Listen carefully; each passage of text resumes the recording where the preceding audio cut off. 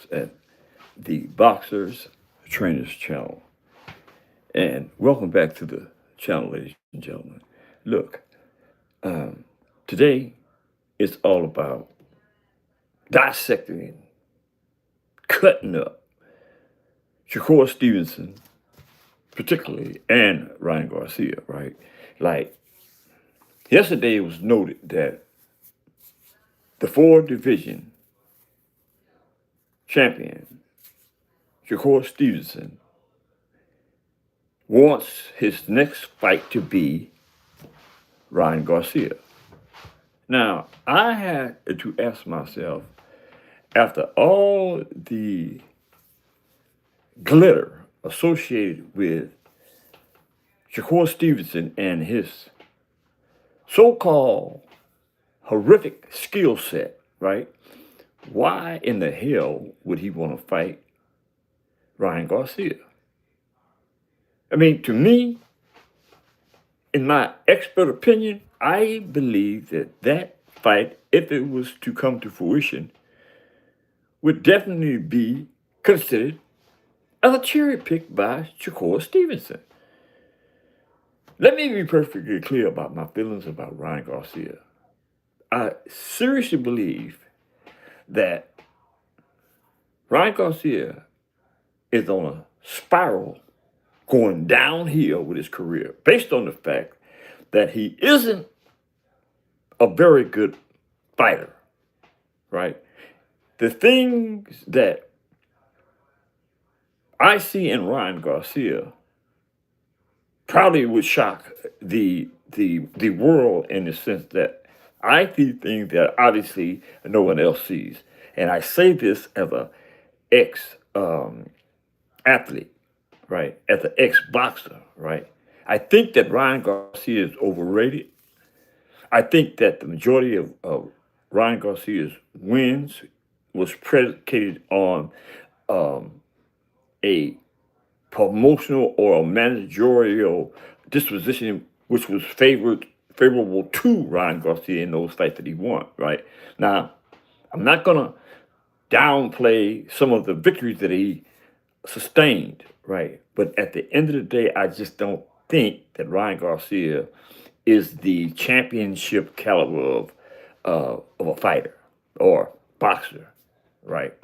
And I also think that Mario Barrio,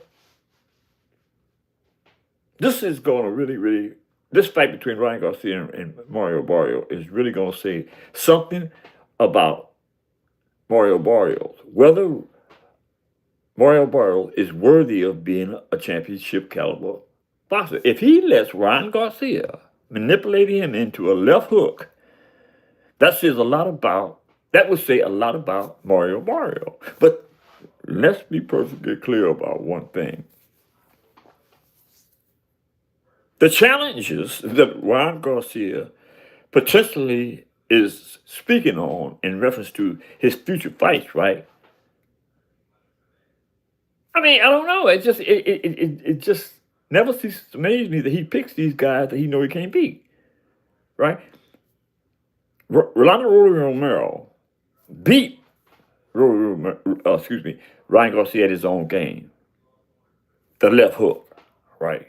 He went into training to specifically work on his left hook to be able to dominate Ryan Garcia, and he did, right? That says to me that Ryan Garcia doesn't have a skill set necessary to be a championship caliber boxer, right?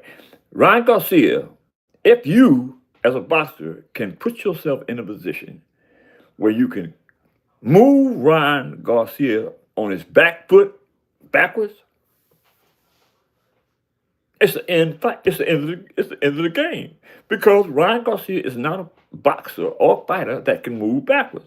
Right? It appears to me that Ryan Garcia is the type of boxer that is scared to move forward unless he finds himself in a position where he is dominating his opponent to the point where he's overwhelming him, moving him backwards, right? But if you look at Ryan Garcia and his skill set and his style, right, moving backward is not something that he does well, right? And in fact, to me, it's like when a person moves him backwards, he's like scared.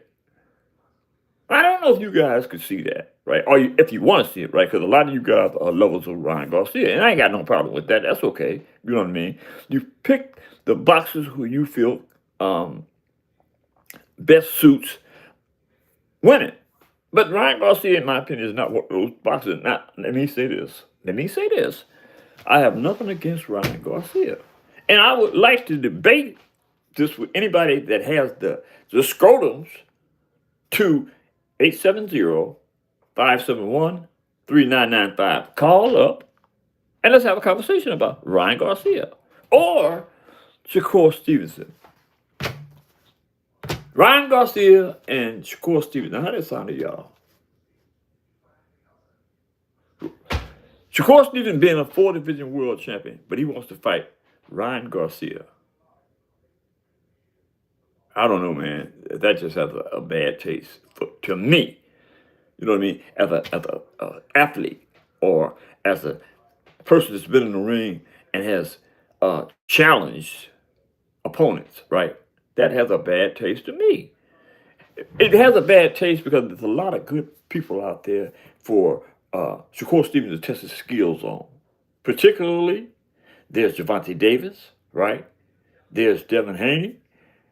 There's Keyshawn Davis. There's a lot of people out there for Shakur Stevenson to rack up some wins if he's that good, as good as he say he is. That is in question with me, right? I think that Shakur Stevens is another one of those guys that doesn't do well on his back foot, right? And I will say, if Teofimo Lopez could have pushed Shakur Stevenson back instead of allowing Shakur Stevenson to move forward, he would have had better results, right? I just don't think that Shakur Stevens is this superstar. The word is superstar. I just don't think Shakur Stevenson deserves the right to be labeled as a superstar. He just doesn't. He hasn't made those bones. You know what I mean? So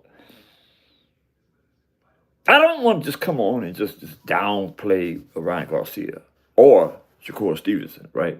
But at the end of the day, until a boxer proves his worth, right, I'm going to eat him up, right? Because the sport of boxing is a sport that I have not, man, I love boxing, man.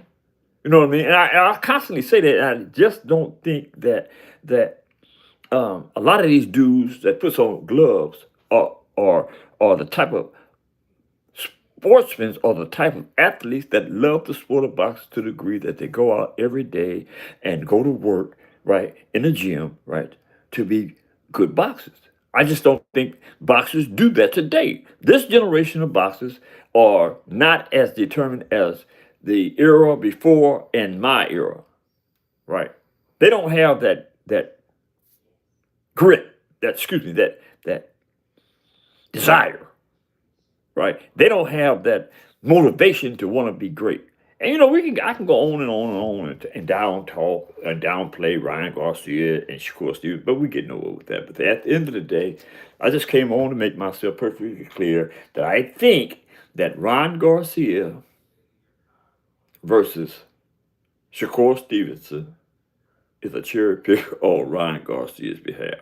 Now, if there's any other thing y'all want to holler about again, we can talk about it, man. This is a boxing channel, and I would like to engage. But you guys seem to have something else better to do on your plate, and I got that. That's cool. But when I come on to do boxing, man. So now that I've made myself perfectly clear about that, let's talk about some other things that you guys might be interested in. It appears that John Boots Ennis and Virgil Ortiz got a date, got a fight, right? Now, the notion that one of those two had been ducking one another, I think we can put that to rest at this juncture because I think the contracts have been signed, and I think we got a fight sometime in April between John Boots Ennis and Virgil Ortiz at 154. Now, that's going to be a damn good fight. You know what I mean? I believe that if if Virgil Ortiz can get inside and stay inside of John Boots Ennis, he might stand a good chance of beating John Boots Ennis, right? Virgil Ortiz really believes that he can beat Boots. He really thinks he can beat Boots. And that's the way you go into a fight, man. You don't go in the fight thinking that, well, what if? No. You go in there with the attitude that I'm going to whoop this dude, right? And I believe after hearing Virgil Ortiz speak on this in front of John Boots Ennis, that sign the papers, right? Let's go. I mean, let's go to war. Those were Virgil Ortiz's words, right? So that says to me that he ain't coming in there scared, right? Now we know that Boots is a dominating puncher. He has a lot of attributes, right? He can move frontwards, backwards, right hand, left hand, inside, outside. Man, he's a gifted boxer. You know what I mean? And so to say that Virgil Ortiz had a lot of work to do. He has a big job in front of him, right? Is he capable of going in and getting a job done? Possibly, right? But I'm willing to bet you that the betting odds are against Virgil Ortiz. Shout out to the chat. So, but I will say this: this is a damn good fight. You know what I mean? And let's give a shout out to, hold up here. Let's give a shout out to Turkey Al-Rashid, right? For putting these fights in front of us, right? For the last 2 years, we've been getting some damn good fights. Can I get an amen on that? We've been getting some damn good fights, right? And not only to say that the fight between Virgil Ortiz and John Boots Ennis is a good fight. It's an excellent fight. But there are a lot more fights coming behind it. There was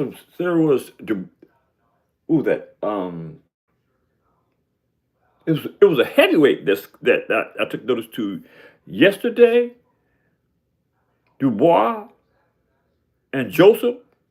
They fight sometime, I think, in May. Got a lot of good fights coming up, man. You know what I mean? And I'm just thankful to be in a position, right? Now, here's the deal. What I'm going to do today is, contrary to the fact that I'm not monetized, but I'm going to have to dig in my pocket, but I got to start doing this because I got to be in the mix of boxing, man. What I'm going to do today, once I get off the show, I'm going to dig in and find these managers and get in a position where I can use my credentials as a analyst, right, to get in some of these shows. I want to be at that Garcia versus Barrios fight, right? That's my ambition, to be at that fight. I want to be there with those guys to see how they, you know what I mean, reacting to one another and how they reacting to being good boxers or not, right? You got to be. It's one thing to just come on every day and talk boxing, right? But for me, I got to be in there with them, and that's what my ambition is to do. After I get off this show, I'm going to get on the phone and I'm going to make contact with some of these cast managers and get the information necessary to go to work. That being said, man, hit that subscription button, hit the like button. Who y'all got between Mario, Barrio, and Ryan Garcia? That being said, I'm out, man.